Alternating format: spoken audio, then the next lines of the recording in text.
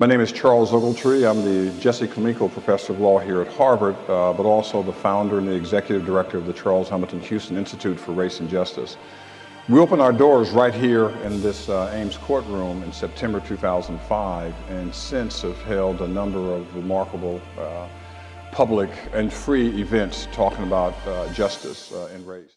I think one of the reasons that Trayvon Martin's death has resonated so powerfully for millions, but particularly for Black and brown men, is because it's one of those rare situations in this so-called era of color blindness, a time when we have become so seduced by the appearance of great racial progress, a time when we are in awe of our nation's first Black president, and it has become a violation to even speak about race.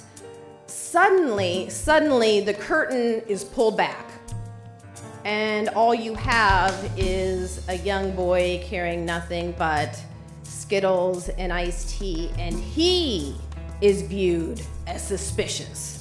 And the final way that I think implicit bias can impact the criminal justice system is through, Dr. Banaji talked about this idea of in-group favoritism, implicit in-group favoritism. So there's a study, I know Jerry's talked about it in some of his work, where they randomly assign people to groups that are just made up. I think one's called the Zans and one are called the Quanties or something. And so what happens is people randomly assign these groups that don't exist, and shortly thereafter, people think all sorts of great things about the group that they're assigned to that has no real independent meaning, and really bad things about this other group that 5 minutes ago they didn't know existed, right? And so if you translate that into the criminal justice system, that type of, in the same way I think fear mediates these associations of dangerousness and violence and hostility, empathy mediates these ideas of in-group favoritism.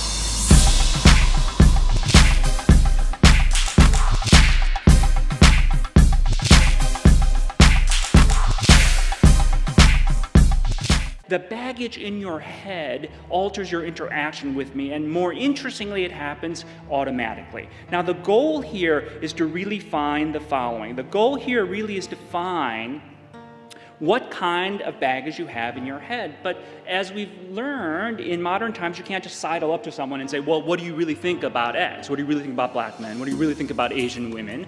They won't tell you. They want to be both PC, and it turns out we lack introspective access to the junk in our heads.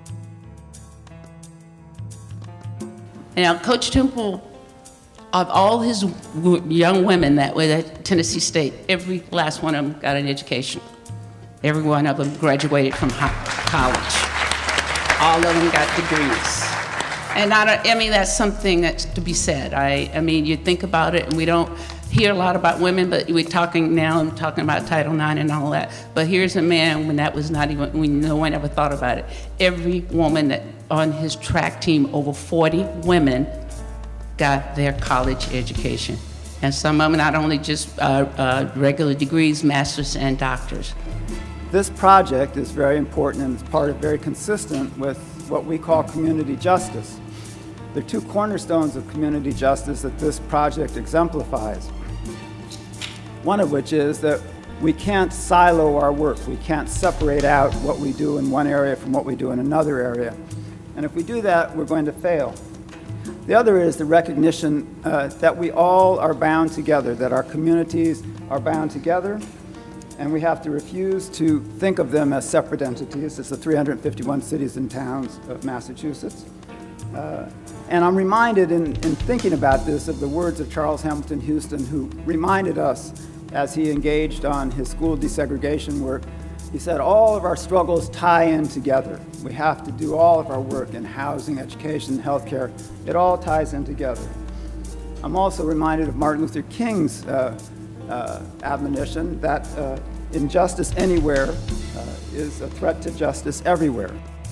And we tell you, we're going to carry on Charles Hamilton Houston's message that we're going to open up doors that have been closed. We're going to lift as we climb. We're going to make sure that opportunity is available to all, and we can only do that with your support and your blessings.